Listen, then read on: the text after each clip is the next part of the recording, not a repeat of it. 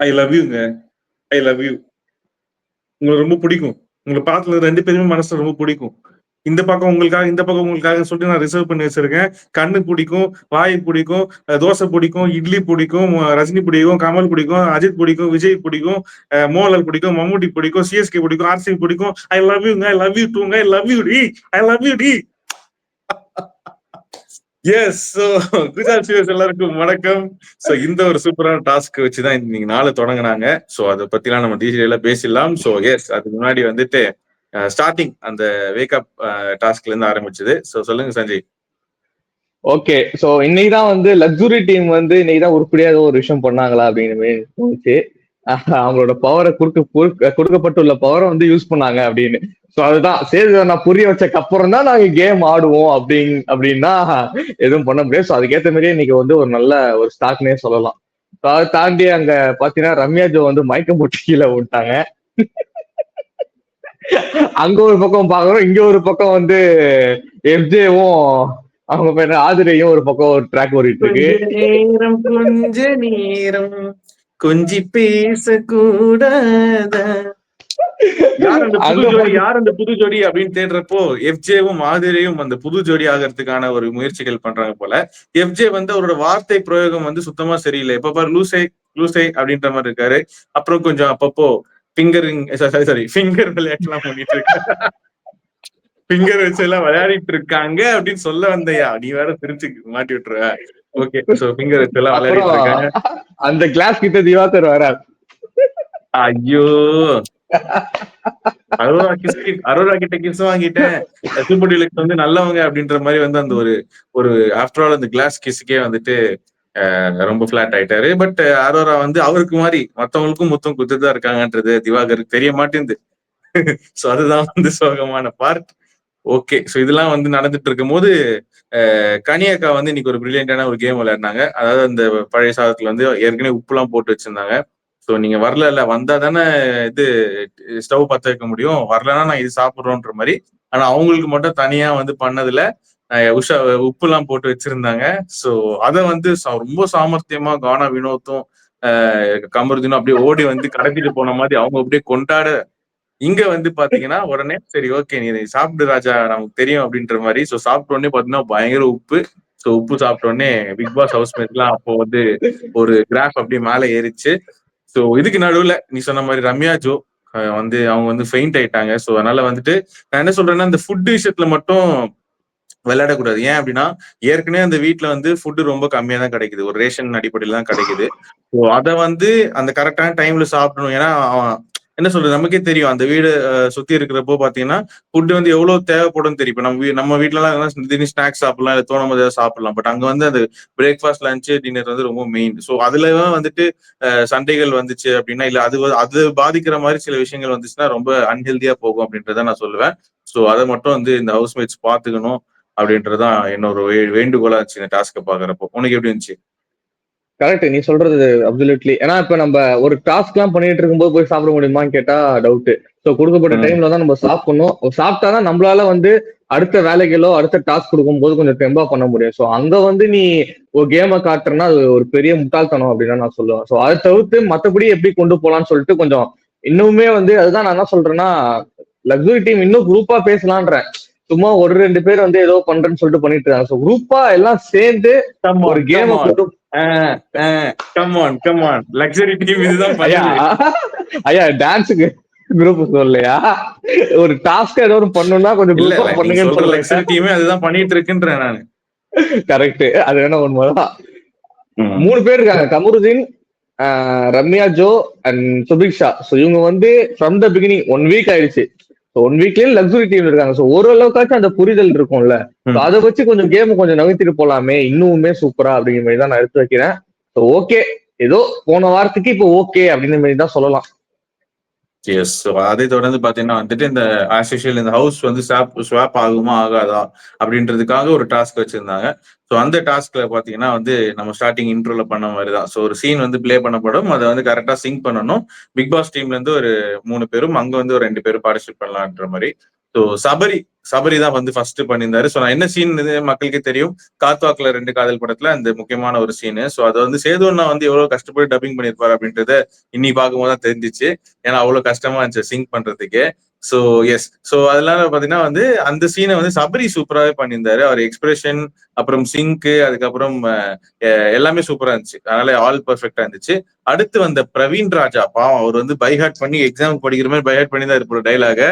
அவர் ஆசையா உள்ள வந்தோடனே ஜட்ஜஸ் ஆகிய எஃப்ஜேவும் வியானா அவங்க தான் ஜட்ஜஸா இருக்கும் போது பின்னாடி நம்ம தாய் கிழவி வந்துட்டு ஆஸ் யூஷுவல் வந்து அங்க ஏதோ முணங்கிட்டு இருந்தாங்க.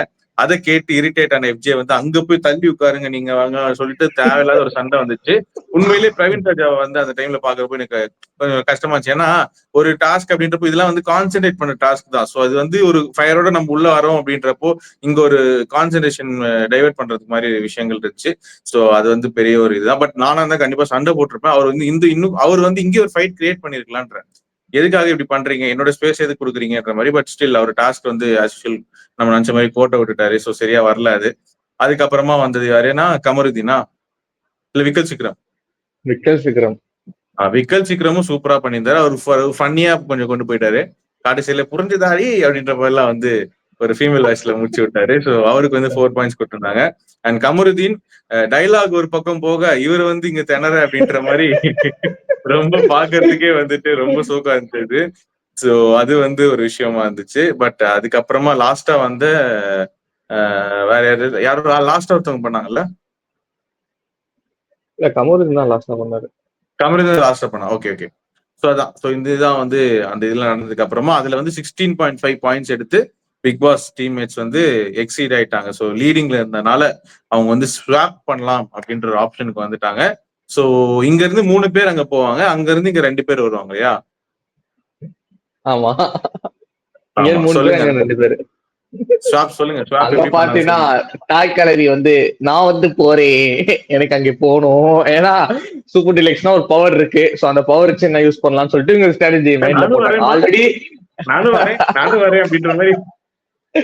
ஆல்ரெடி சொல்ல தாங்கல, சும்மாவே லூஸ் மாதிரி பேசிட்டு இருக்கு. அங்க லக்ஸரி போனா இன்னமும் வந்து நம்ம ராணி நம்ம கீழே தான் எல்லாம் அந்த மைண்ட் செட்ல வந்து பாரு வந்து கை தூக்கிட்டு போறாங்க. அவரு கூட வந்து அவங்க போனாங்கன்னா அப்கோர்ஸ் பாசமலர்கள் இல்லையா? சோ திவாகருமே வந்து நானும் போறேன் அப்படின்னு சொல்லிட்டு கை தூக்கிட்டாங்க. அண்ட் இன்னொருத்தவங்க வந்து லாஸ்டா வந்து இவங்களோட கருத்து எல்லாம் வச்சுட்டு இருந்தாங்க. அப்ப யார் போனாங்க இன்னொருத்தவங்க தெரியலையப்பா யாரு போனாங்கன்னு. படுத்துருச்சுடா, கன்ஃபியூஸ் ஆயிருக்கு. செக் பண்ணி நாங்க சொல்றோம். ஓகே. சோ அதுதான் பாத்தீங்கன்னா அங்கேருந்து வந்து 2 பேர் இங்கே ஸ்வாப் பண்ணாங்க சூப்பர் டீலக்ஸ்ல இருந்து. இங்க இருந்து இவங்க போனாங்க, ஆதிரை போனாங்க. சாரி, ஆதிரையும் இங்க இருந்து போனாங்க. ஆதிரை, திவாகர், அதுக்கப்புறமா பார்வதி. சோ 3 பேர் தான் போயிருந்தாங்க. அண்ட் என்னன்னா இவங்க புத்திபூர்வமா என்ன நினைச்சாங்கன்னா பரவாயில்ல நம்ம 2 பேரும் அனுப்புறாங்க அப்படின்ற மாதிரி. ஆனா வந்து பிக் பாஸ் ஹவுஸ் மேட்ஸ் எல்லாரும் டே நீங்க இங்க பண்ற தெரிஞ்சு அங்க போய் பண்ணுங்கடான்ற மாதிரி அதனாலே துரத்தி அமைச்சிட்டாங்க. சோ அண்ணன் தங்கச்சி 2 பேருமே வந்து மகா கிரிஞ்சு பண்ண போறாங்க அப்படின்றதுக்கான எல்லா கேரண்டியும் நம்ம வந்து இந்த வாரம் பார்க்க முடியும். அண்ட் இதை தொடர்ந்து ஆதிரையும் வந்து அங்க அனுப்பிச்சு விட்டாங்க. ஆமா, அங்க இருந்து பாத்தீங்கன்னா பயங்கர செக்மேட் தான். ஏன்னா நம்ம ஆளு வந்து கப்புல இல்லாம இருக்க மாட்டாங்க. சோ அதனால அரோராவும் கமருதீனும் வந்து அங்க வந்துட்டாங்க. இதை கேட்ட திவாகர் வந்து பாத்தீங்கன்னா நெஞ்சே உடஞ்சு போயிட்டாரு. அவர் ஏதோ பிளான் வச்சிருந்தாரு போல, அங்க போயிட்டு நம்ம வந்து அரோரா கூட டூயட் பாடலான்ற மாதிரி. பட் அவரை வந்து டிசப்பாயிண்ட் பண்ணி விட்டாங்க. சோ கமருதீன் அண்ட் அரோரா வந்து அங்க இருந்து இங்க ஸ்வாப் ஆயிட்டாங்க. Okay, S. ஸோ இதுதான் வந்து அந்த ஸ்வாப்ல நடந்த ஒரு விஷயம். ஆமா, அதை தொடர்ந்து முக்கியமான ஒரு விஷயம் மண்டே எப்பவுமே நடக்கும். அது என்ன நமக்கு தெரியும். ஸோ அதுதான் வந்து அந்த வீட்டோட நாமினேஷன். ஸோ அதிக வாக்குகளை பெற்று இந்த வருடம் எலெக்ஷனில் ஜெயிச்ச திருமதி தாய் கிழவி விஜய் பாரு அவர்கள். சோ கிட்டத்தட்ட 13-14 எவ்வளவு ஹையஸ்ட் ஆயிடுச்சு போல ஓட்ஸ். ஹையஸ்ட் ஓட் அவங்கதான். சோ அது வந்து ஹையஸ்ட் ஓட்ஸ் வாங்கி அவங்க வந்து லீடிங்ல இருந்தாங்க. அதுக்கப்புறம் அதை தொடர்ந்து அவங்களோட அண்ணனும் பின்னாடியே வராரு, சோ திவாகர். அதுக்கப்புறமா வந்து கெமிலாம் வந்து இந்த லிஸ்ட்ல வந்து எனக்கு ரொம்ப ஷாக்கிங்கா இருந்துச்சு.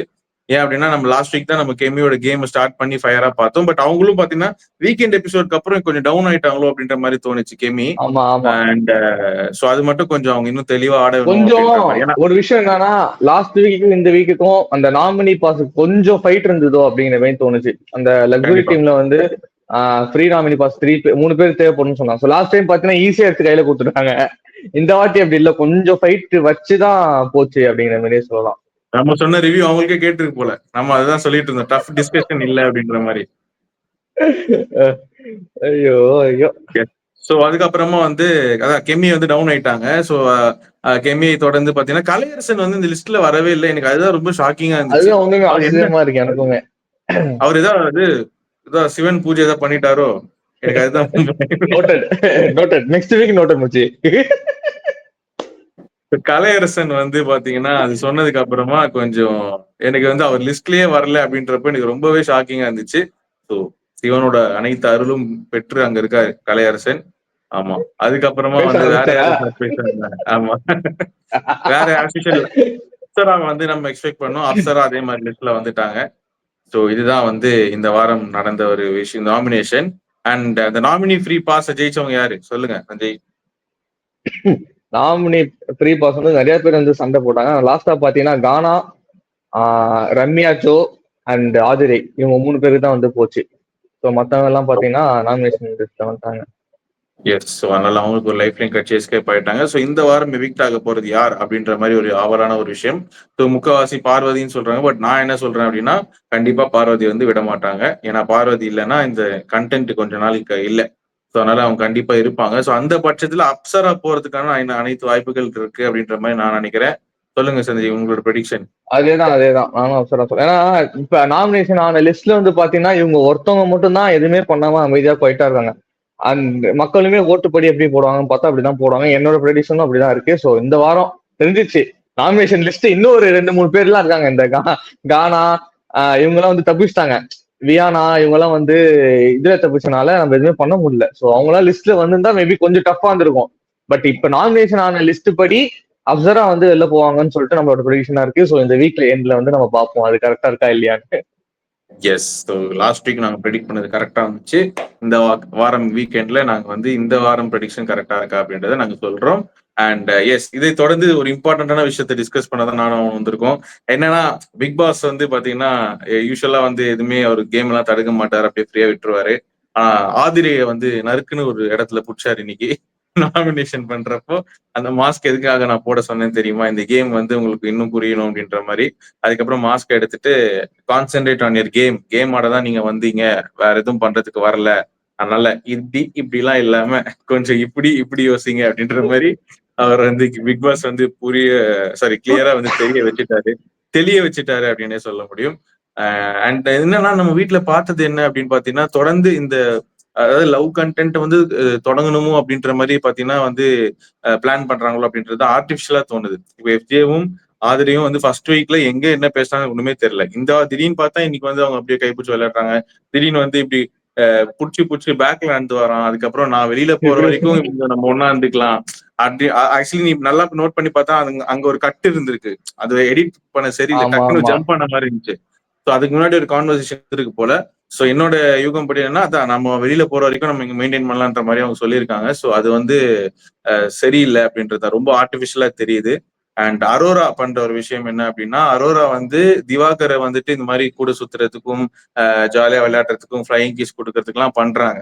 பட் அதே திவாகரை அவங்க வந்து அங்க நாமினேஷன்ல போய் குத்தி விட்டாங்க. ஸோ அதனால வந்துட்டு ஒரு பேக் ஸ்டாப் கேமரா அரோரா வந்து ஃபார்ம் ஆகுறாங்க அப்படின்றத இதுலயே தெரியுது. அண்ட் கலையரசன் முக்கியமா நம்ம வந்து போன வாரம் பேசிட்டு இருந்தோம், கலையரசன் பாரு திவாகர் ஒரு கேங்குன்னு சொல்லி. ஆனா கலையரசன் வந்து அவர் வந்து கேமிங் ஆரம்பிச்சிருக்காரு போட்டாரு. அப்படின்னு சொல்ல முடியாது. ஆமா.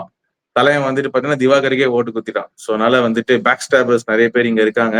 ஸோ கட்சியில வந்து வடசென்னை அமீர் மாதிரி திவாகர் ஆக போறாரா அப்படின்றத நம்ம சீசன் போக போக தான் தெரியும், பார்க்க தான் புரியும் அப்படின்ற ஒரு விஷயத்த வச்சுட்டு. அண்ட் அரோரா பண்ற இன்னொரு விஷயம் என்ன அப்படின்னு பாத்தீங்கன்னா துஷாரை வந்துட்டு ரொம்ப என்ன சொல்றது, துஷார் நல்ல ஒரு கேமரா இப்பதான் வந்து கொஞ்சம் மக்கள் மனசுல இடம் பிடிச்சிட்டு வர்றாரு, கேப்டன் ஆனார் எல்லாமே ஒரு யங் பிளட் அப்படின்னு சொல்லிட்டு இருந்தோம்.